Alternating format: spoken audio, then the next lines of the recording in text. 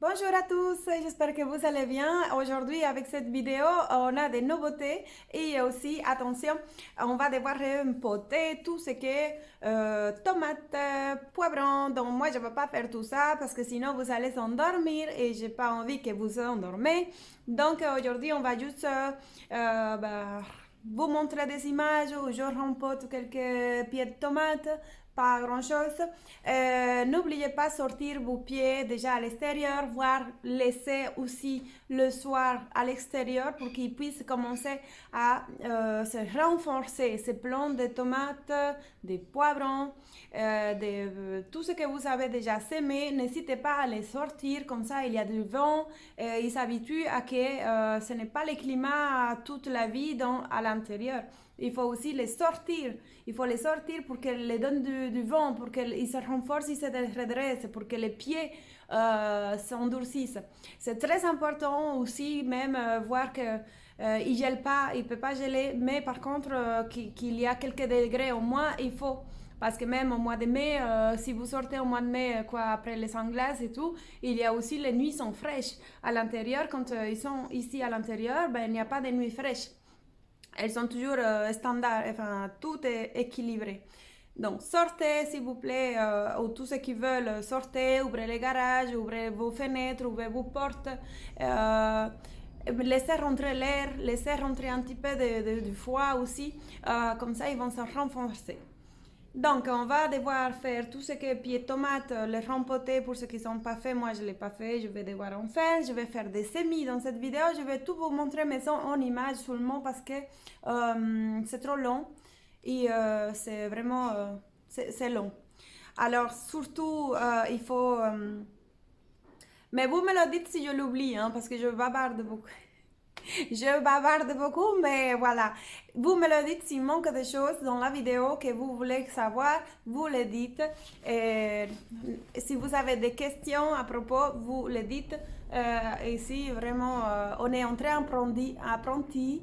On n'est pas, moi je sais plus que vous ne savez plus. On est ici tous en égaux, donc allez-y. Donc, juste lors du rempotage, je vous suggère, enfin, je pense que tout dépend de quel rempotage, mais en tout cas, celles qui sont déjà bien avancées, comme, je sais pas moi, des pieds de courge, des pieds des tomates qui sont quand même comme ça, une vingtaine de centimètres, bon, vous allez quand même devoir mettre un petit peu plus de nourriture. Ça peut être des vermicompost, euh, ça peut être du compost tout simple du jardin, des feuilles mortes et copeaux de bois, ou ça peut être du fumier, pas frais, surtout pas parce que vous le rentrez à la maison, si c'est dans votre maison ou dans une serre, vous rentrez ce fumier frais et vous allez avoir des petits ennuis à niveau des plagues, des petites mouches blanches, tout ce qui est petit, la petite mouche là qui vient, qui pond des œufs et tout, vous allez avoir des problèmes avec ça parce que le fumier attire les mouches. Donc, aussi un équilibre à niveau de l'azote, si vous mettez beaucoup d'azote, si vous ne mettez pas assez d'azote. En tout cas, sachez que ça peut brûler aussi vos plantes si vous mettez trop de fumier. Ça peut aussi brûler tout à fait les racines ou la plante en soi, elle peut crever parce que c'est trop d'azote. Donc vraiment, trop de fumier et trop d'azote, voilà.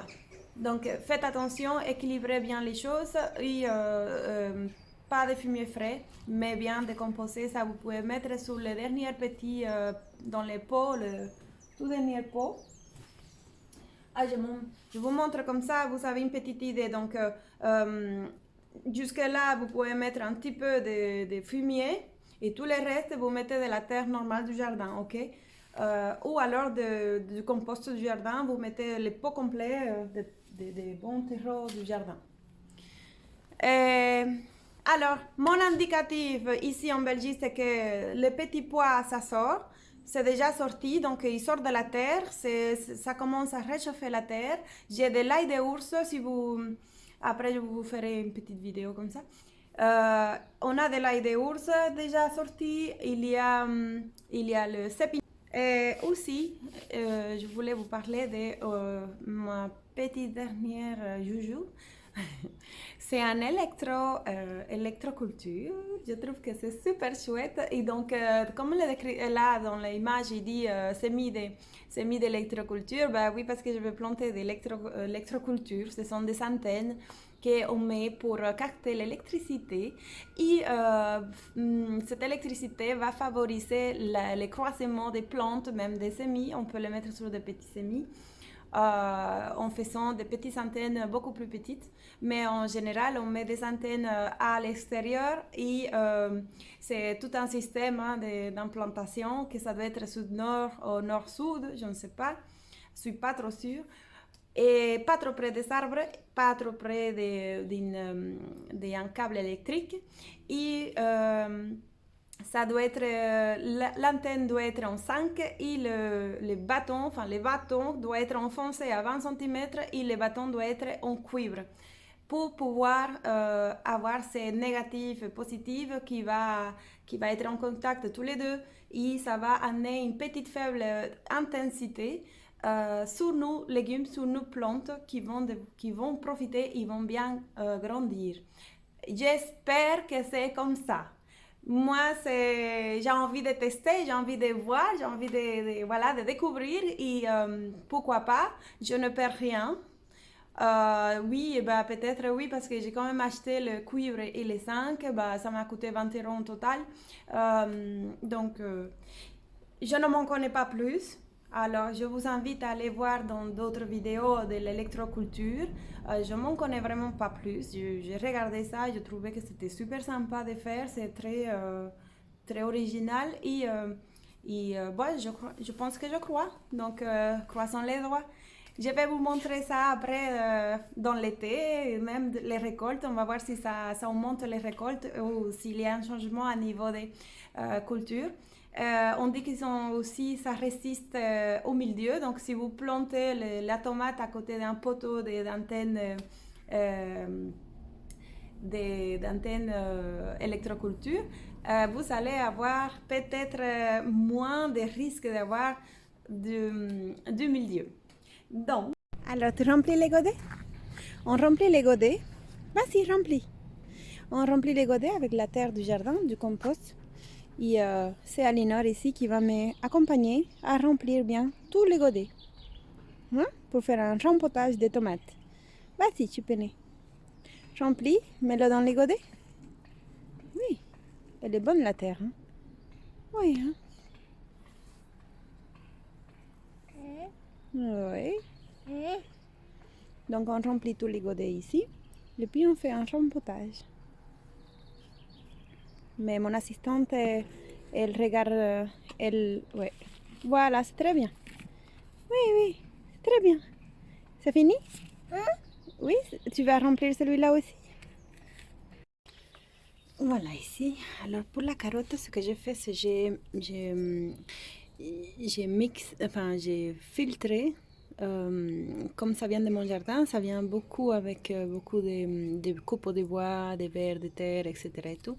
Et donc ce que j'ai fait, c'est que je l'ai tamisé, mais aussi j'ai mis de l'eau pour vraiment que la terre soit bien fine. Maintenant, je vais attendre quelques heures avant de faire les semis. Donc, attendre que l'eau évacue.